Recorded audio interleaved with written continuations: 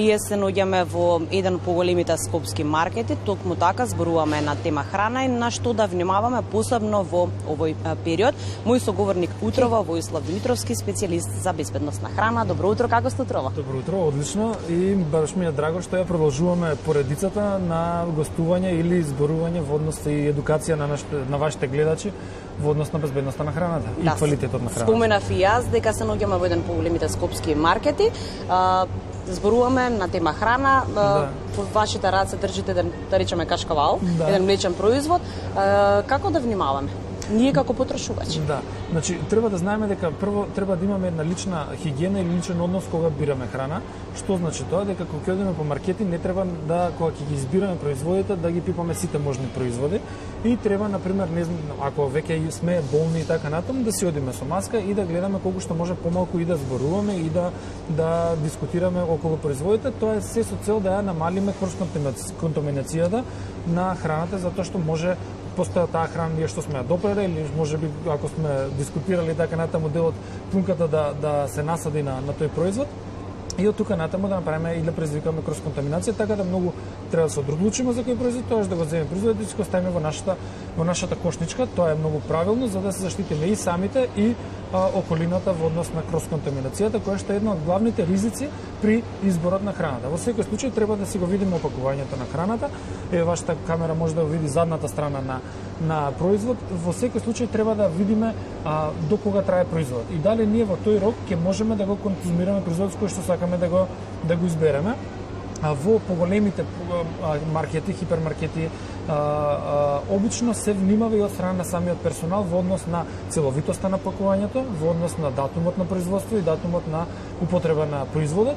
И во секој случај кога ќе избереме маркет каде треба ние всушност да пазариме, треба да видиме маркети кои што ние сме им стекнале доверба.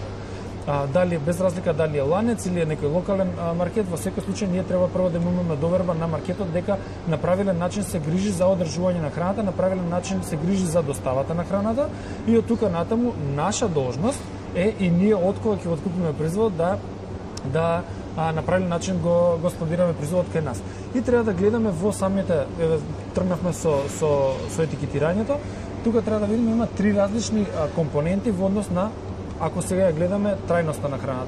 Има употребливо до, што значи дека таа храна може да се употребува до таа дата во однос на безбедност и во однос на квалитетот. Тука натаму веќе го менува квалитетот на храната и поготово кај ризичните категории. Во едно претходно гостување зборувавме за ризичните категории на граѓани.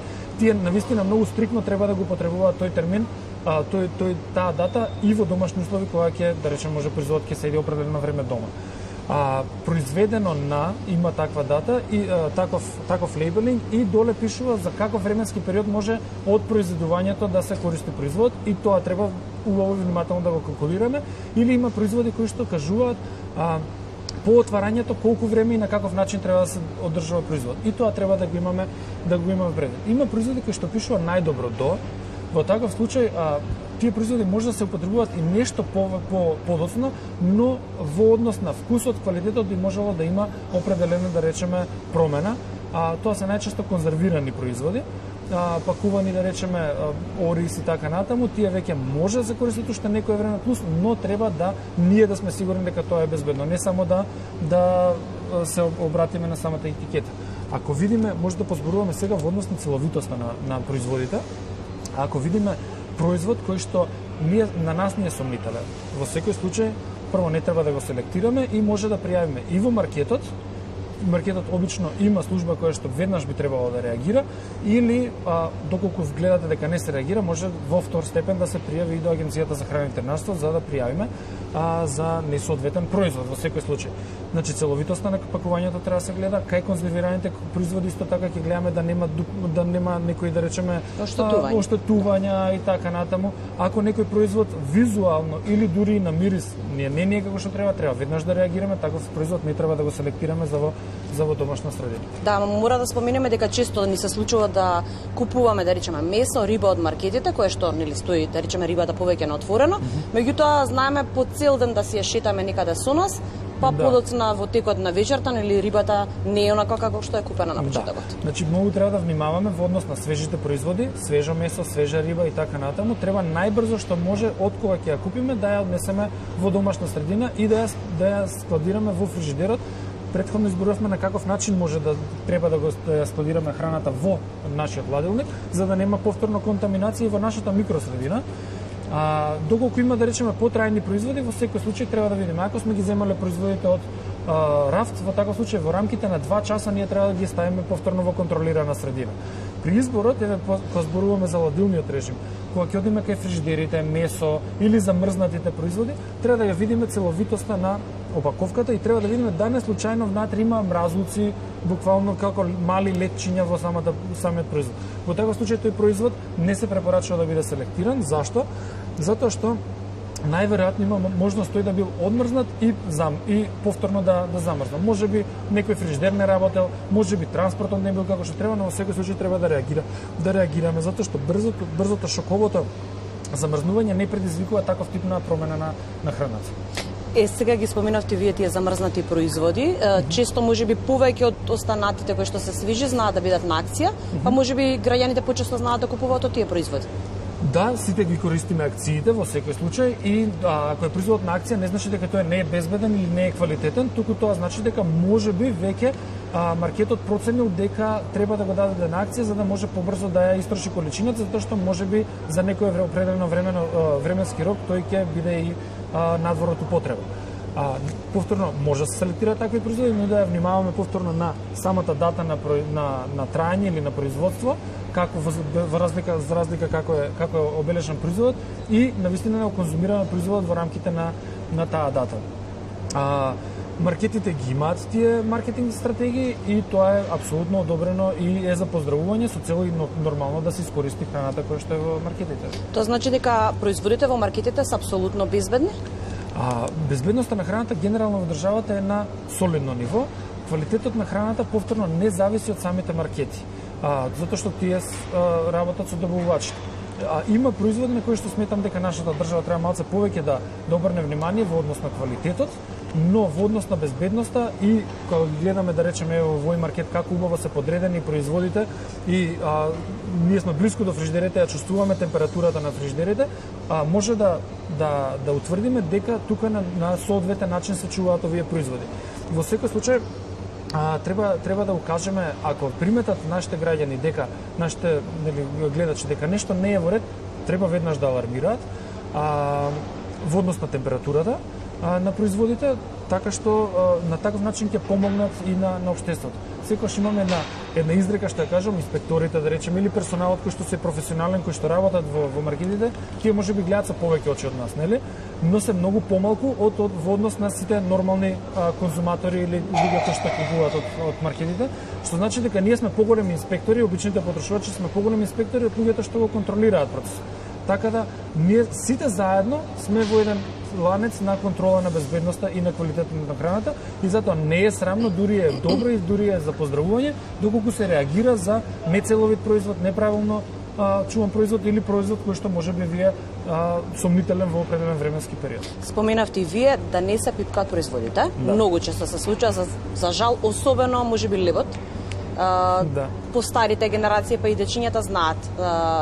Го поминавме оној тежок период со COVID-19, можеби малку не поднаучи, можеби никој заборавија на тие навики, меѓутоа да си го земеме производот затоа што нели сите следни се со истиот датум на важности се нормално може да се конзумираат. Лебот нормално кога ќе сакаме да купиме леб, си го земаме тој леб кој што нели сме сакале да го земеме. Да не пипаме еден втор пат дали некој е помог, дали некој е покрцкав и така натаму. Во маркетите се почесто има и собствени пекари или оддел каде што се пече левот. Во таков случај гледате опаковката, хартијата каде што го стават левот да го покријат целиот леб, да не биде пола леб надвор, пола леб внатре. Исто така кога ќе одиме на кај каса или кога ќе оставаме тој леб во кошничка и така натаму, треба да внимаваме да не се допира, да нема крос-контаминација од определен дали од кошничка, зашто таму не знаеме какви други производи имало во претходниот временски период, а да не речем на каса кога ќе го ставиме таму, нели секој од нас знае и да пипне и да допре и така натаму и да комуницира со со продавачите, така да внимаваме на таков тип на производи кои што се намерење, да речеме, кои што се готови јадења, кои што ги селектираат и така натаму. Во секој случај треба и ние да се внимаваме затоа што од кога ќе го избереме производот, веќе ние сме одговорни за тој производ. Ако ни паднал на земја, ако нешто се случило крос контаминација и така натаму, во таков случај ние сме одговорни. Може многу интересна тема е како да организираме кошничката при купување. Значи треба да знаеме дека од крос контаминација треба да се заштитиме и ние и при селектирање на храната во еден маркет, зашто во маркетов на пример има и храна опакована, има и сурова храна, има и хемикалии, да речеме, а сето тоа ни треба за нашето домаќинство. Во таков случај треба да ги разделиме во самата корпа за да немаат допир едно до друго. Потоа ќе ги ставаме во торбичките, се надевам дека веќе се научивме да користиме повеќе кратни торбички за употреба. Во таков случај секогаш запакуваните прехранбени производи се ставаат во една. Свежото месо без разлика што е запакувано во целофанчи и така натаму, ставете го во друга кесичка, хемиските средства задолжително се ставаат во трета кесичка за да нема допир помеѓу едното, второто и третото. Да, мислам дека тоа веќе сите го знаат, меѓутоа убаво да се повтори. И за крај, ни следува период со повисоки температури, на што да внимаваат нашите граѓани? Повторно на нашата одговорност е транспортот на храната од маркет, од ресторан, од пазар и така натаму до дома.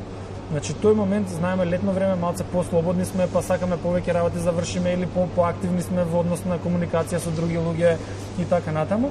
Во секој случај ако селектираме храна, прво да ја однесеме дома, да ја складираме на правилно место, потоа да ги продолжиме нашите обврски. Многу често се случува, поготово готвена храна, сендвичи од ресторан, земена, готова храна и така натаму, да завршиме уште 5-7 работи, да ја ставиме, да речеме, во автомобил, па не дај Боже во автомобил на сонце. Нормално е да веќе таа храна да почне да функционира во насока на развој на определени микроорганизми кои што некогаш знаат и да ги има во тие производи и од тука натаму после 5-6 сати кога ќе конзумираме тој производ кој што дополнително или се печал на шовршаемна буквално може да се само заразиме и после на крај ни е крив тој што го ја произвел храната. Не, ние сме виновни затоа што не сме го продолжиле ланецот, ладниот ланец или брзиот ланец на конзумација на храната. Имаме уште многу теми за зборување, се разбира во некои нашите наредни изданија. Закажувам следна средба на некои од скопските пазари, затоа што таму има убави теми кои што може да се зборуваат. Ќе ми биде задоволство навистина да им помогнеме нашите граѓани, еве и да ги поттикнеме, можеби ги знаат овие работи, ама убаво е да се повторат за да ги применуваат почесто во маркетите. Благодарам уште еднаш. Благодарам и на вас. Студио